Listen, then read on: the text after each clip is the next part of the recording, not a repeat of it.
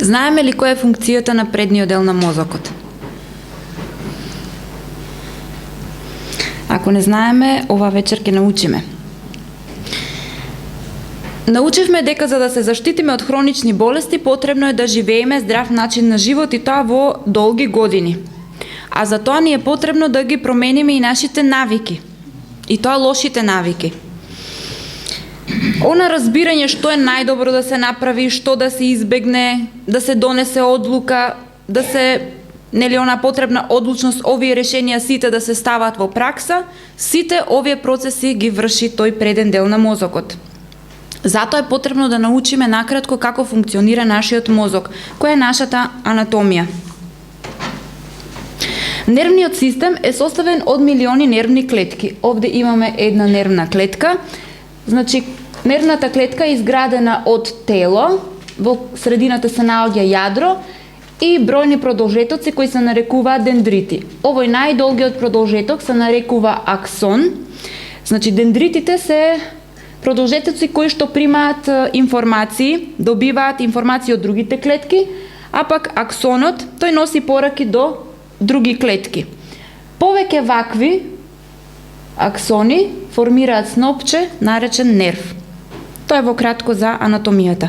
Како функционира мозокот? Која е физиологијата? Местото каде што се соединуваат две нервни клетки, ако е ова продолжеток од една нервна клетка, ова продолжеток од друга нервна клетка, и местото каде што тие комуницираат една со друга, се нарекува синапса. Овде се праќаат информации или нервни импулси. Тие електрични импулси ослободуваат хемиски материи наречени невротрансмитери.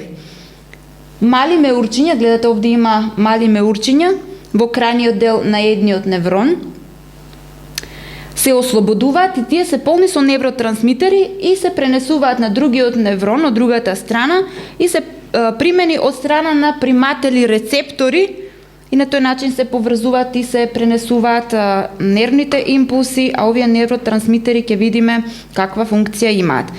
Невротрансмитери може да бидат аминокиселини, како што се глутамат и аспартат, хормони како мелатонин, инсулин и окситоцин, гасови, азотен и јаглероден моноксид, а најчесто произведувани во мозокот се ацетилхолин, серотонин, аденозин и допамин. Овие се многу тешки имиња, може за памтење, меѓутоа имаат многу важна функција во организмот. Како што се овие природни невротрансмитери, постојат и вештачки невротрансмитери. И сега внимавајте кои се тие вештачки невротрансмитери. Седативи, хипнотици, лекови против алергија, астма, настинка, висок крвен притисок. Сите овие лекови имаат дејство на невротрансмитери. Значи, сите овие лекови на некој начин знаат да делуваат на мозокот.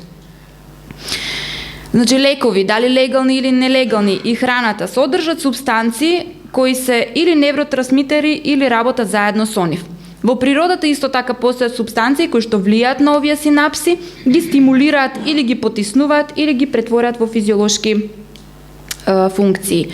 Ова може да доведе до една контраверзна реакција.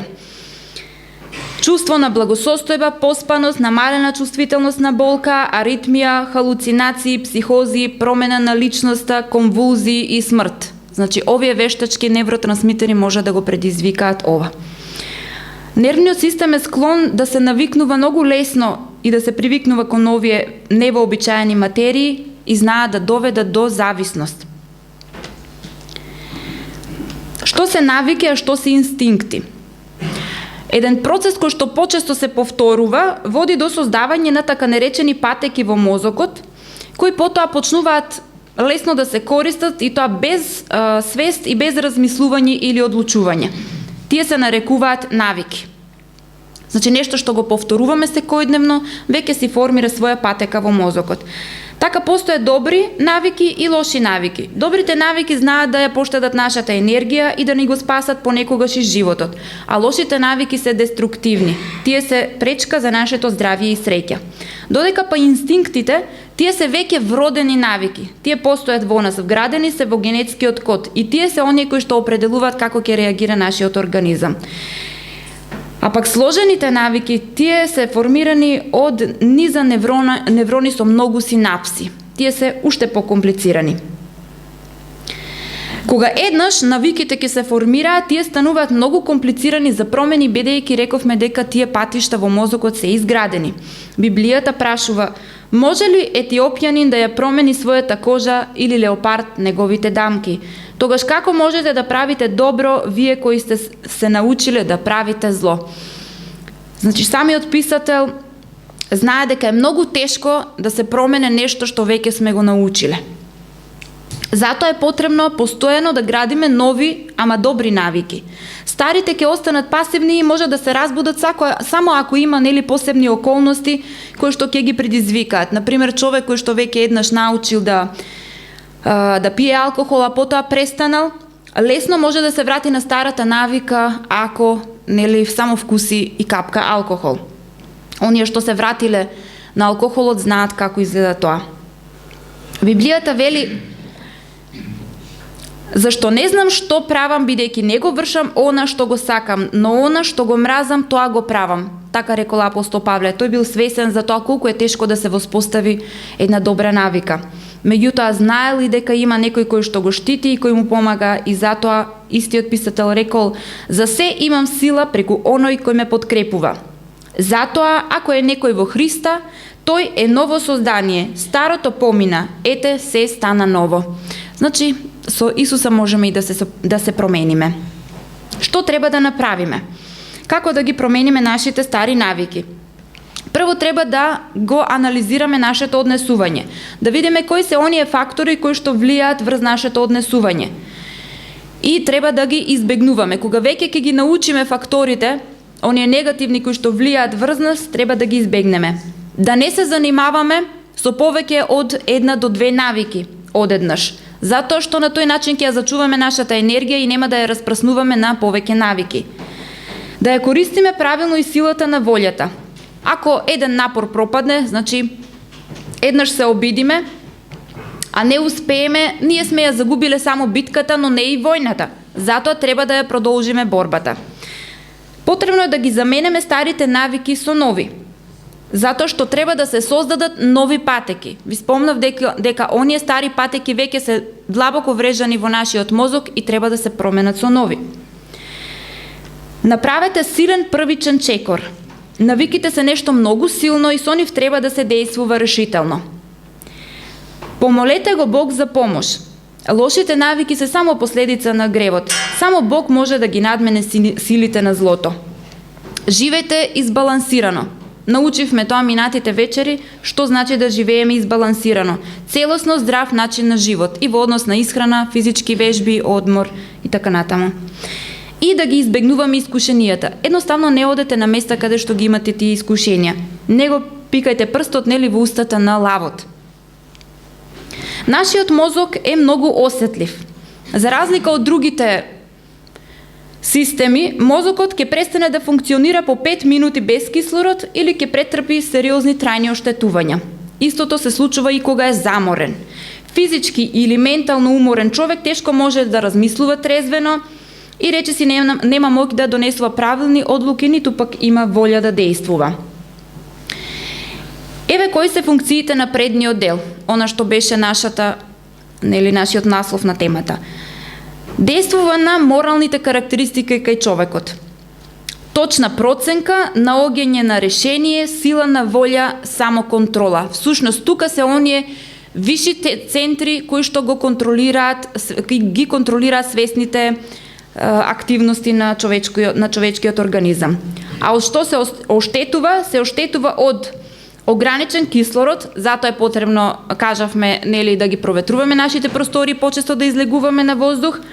Прејадување, значи прејадувањето не е добро, заморот, алкохолот, дрогата, некои одредени упатства, телевизија и музика. За телевизија и музика во други прилики сега нема да спомнеме ништо. Што се случува ако е повреден предниот дел на мозокот? Тука недостасуваат моралните принципи. Се јавува социјален хендикеп, односно губење на љубов кон семејството. Едноставно човекот како е да е безчувствителен. Недостаток на предвидливост, проблеми со логично размислување, недостаток на воздржување, намалена математичка перцепција. И пак се враќаме на алкохолот и колку да не сакаме да го спомнеме, нели некои се осетливи посебно во кавадарци на оваа тема алкохол, меѓутоа еве пак доаѓаме како еден од ризик факторите кои што делуваат на овој преден дел на мозокот, меѓутоа сега ќе го разгледаме од друг аспект. Кој е фармаколошкиот ефект од алкохолот? Значи алкохолот дејства исто како на некој начин како и другите воопшто лекови фармаколошки. Тој прави една сеопфатна намалена чувствителност. Зошто? Затоа што алкохолот лесно се раствара во цереброспиналната течност. Тоа е течноста каде што плива мозокот и рбетниот мозок. Знаете, кога правим кај некои испитувања се зема од таа цереброспинална течност, па се прави испитување дали има инфекција на мозокот, дали постојат бактерии и така натаму. Предниот дел е првиот кој преминува во состојба на анестезија. Значи баш тој дел кој што прави само контрола, кој што функционира во однос на нашите морални карактеристики, баш тој дел прво се откочува. Значи исто како под анестезија без чувствителност. И оди по надолна парализа, тоа е законот на Джексон. Значи прво мозочна кора, па мозочни центри, па рбетен мозок и на крај мозочно стебло каде што се наоѓа центарот за дишење. На таков начин, значи надолу ги откочува центрите на мозокот алкохолот. И еве ги ефектите. Има 4 фази, од кои првата е намалена координација на движењето и самокритичност. Кога ќе видите еден пијан човек да се тетерави, веќе знаете зошто. Значи тоа е поради дејството на алкохолот на предниот дел на мозокот. И тоа е во некоја еуфорија, прави повеќе грешки, меѓутоа таа еуфорија не е резултат на стимулација на мозочната активност, затоа што некои мислат дека еве јас сега ќе се напијам, па мојот мозок ќе функционира подобро. Не е тоа така, туку тоа е поради недостаток на контрола во предниот дел на мозокот. Човекот е многу социјално настроен и продолжува да функционира, меѓутоа нели социјално настроен знае тука да се случат и тепачки, инциденти. Ова е фаза на инциденти и катастрофа. Во втората фаза се јавува губење на емоционална контрола, недостаток на координација, ослободување на животински инстинкти. Ова е фазата на злосторство од секаков род. Барем половина од злосторствата што се извршени баш во оваа фаза, и тоа од луѓе кои никогаш не би постапиле на ваков начин ако не би биле под влијание на алкохолот. И третата и четвртата фаза. Во третата фаза се јавува сон, несвесност и кома. Четвртата оросена кожа, студенило, несвесно испуштање на фекалии и мокрење, респираторна парализа, затоа што на крајот нели рековме кој дел е зафатен центарот за дишење и на крајот се јавува смрт. И нема повеќе ништо да кажеме за алкохолот, мислам дека ова беше доволно јасно на кој начин делува. Единствено ќе кажеме дека единствен сигурен однос кон алкохолот е целосна абстиненција, целосно воздржување од алкохолот. Како делува кафето? Кафето е најчесто користен пијалок и кај нас. Кафето води зависност затоа што содржи кофеин. И луѓето мислат дека не мислат, туку тие навистина имаат потреба од него затоа што ствара зависност. Кофеинот го има во кафето, во чајот, нели турски чај, какао, гуарана, мате, кола, газирани и енергетски пијалоци и така натаму. Значи, не само во кафето, кофеинот го има и во други пијалоци. Кој е брзиот ефект од кофеинот? Го стимулира централниот нервен систем, го стимулира и срцето, затоа често млади жени од 25 до 30 години доаѓаат на брза помош и вели: "Докторке, имам тахикардија и јас го чувствувам моето срце дека брзо чука, ама не знам зошто." И кога ќе прашам: "А дали сте појадени?" "Не." "Пиевте ли нешто?" "Да." "Што?" "Кафе." Во 4 саат нели после пладне тие имаат пиено само кафе. Организмот со што работи, од каде е енергија? Значи делува и на дигестивниот тракт и бубрезите. Кафето го побудува мозокот, создава едно чувство на енергија и благосостојба без да се обезбеди рекреација и одмор или зголемена мускулна сила. Значи некое лажно чувство дека има енергија, а всушност нема ништо. Мозокот е стимулиран со побрз проток на мислата, додека возбудата се смири и проследено е со потиснатост и замор. Значи, на почетокот како возбуденост, а на крајот двојно ја одзима енергијата и затоа човекот е заморен. Има ефекти врз кардиоваскуларните заболувања, врз крвниот притисок, гастричната секреција, значи секреција лачење на желудечна киселина во желудникот, шеќерот во крвта, значи има влијание врз него, врз холестеролот, се јавува, видете кафето, ако го пиеме кафето, се јавува и рак на мочниот меур и на панкреасот. Многу луѓе не знаат за тоа. Исто така доведува до ментално расстройство, вознемиреност и прави проблеми со спиењето. Бил правен еден експеримент во однос на моторните способности, кога се бараат една деликатна мускулна координација и точна синхронизација, значи бил испитуван еден пајак. Кој бил ефектот на кофеинот врз способноста на пајаците да ги градат своите геометриски обликувани мрежи. Наместо форма на убав круг, се јавило една мрежа со неправилна форма. Гледате горе мрежата со правилна форма, а доле со неправилна форма. Сето тоа е поради дејството на кофеинот врз пајакот. Кога луѓето кои што многу користат кофеин, кај нив се јавува една состојба наречена кофеинизам. Односно се јавува нервоза, раздразливост, вознемиреност, тремор, мускулни спазми или хиперрефлексија се вика, тоа е како грчеви на мускулатурата, несоница, главоболка, респираторна алкалоза и палпитации, тоа е брзо чукање на срцето. И се лачи стомачна киселина, затоа кај оние кои што пијат кафе се јавува пептичен улкус или чир, ерозивен езофагит, исто тоа е како оштетување на слузницата на езофагусот или на хранопроводот, и гастроезофагеален рефлукс, тоа е кога има ослободување на сфинктерот, значи на мускулот стегач меѓу езофагусот, односно хранопроводот и желудникот, и се враќа она стомачна киселина назад во хранопроводот. Кои се други хемиски материи кои што делуваат штетно врз нашиот преден дел на мозокот? Тоа е арахидонската киселина која што се наоѓа во месото, односно во производи од животинско потекло. Ова соединение што прави? Се меша во производството и складирање на ацетилхолинот, кој што е најважен невротрансмитер тесно поврзан со мозочната активност. Значи ацетилхолинот е оној нормален невротрансмитер што функционира, што функционира во мозокот, а на негово место му прави надпревар баш арахидонската киселина. Значи го заменува неговото место и на тој начин делува врз мозочната активност. Намалувањето на ацетилхолинот во мозокот доведува до нарушување на мозочната активност. Во сирењето пак постои една состојка наречена тирамин. Се наоѓа во храна како сирење и вино, значи и во виното постои. Како делува? Делува на нервните завршетоци со ослободување на норепинефрин, кој што е основен фактор која поттикнува телесната реакција на стрес. Значи и сирењето, односно состојката тирамин во сирењето не е добра. Триптаминот, тој предизвикува пак мозочна дистрофија, оштетување на мозокот. Тој е како биогенамин, предизвикува нарушување на личноста, причинител е на кошмарите, така наречени халуциногени ефекти. Се поврзува неговото дејство, значи е исто како дрога. ЛСД и псилоцибин, значи споредбата негова е со дрога. Ги има во сирењето, во рибата и во колбасите. Што е со шеќерот? Како делува шеќерот врз мозокот? Другите делови на телото, нели освен мозокот, може да ги користат масите, протеините и јаглените хидрати за енергија, но не и мозокот. Зошто? Затоа што тој како енергија ја користи гликозата. Најдобро за тоа е да јадеме овошје. Мозокот има ниво на метаболизам 7,5 пати повисока од просекот за организмот. Значи многу повеќе е активен мозокот, метаболизмот на мозокот, отколку останатите делови на организмот. И иако тој зафаќа 2% од телесната маса, сепак врши околу 15% од вкупниот метаболизам. Значи доста активност. Мозокот нема доволно простор да складира хранливи материи, и затоа мора да користи енергија од организмот, од останатиот дел на организмот. Предниот дел на мозокот има потреба од крв со постојано и адекватно ниво на гликоза.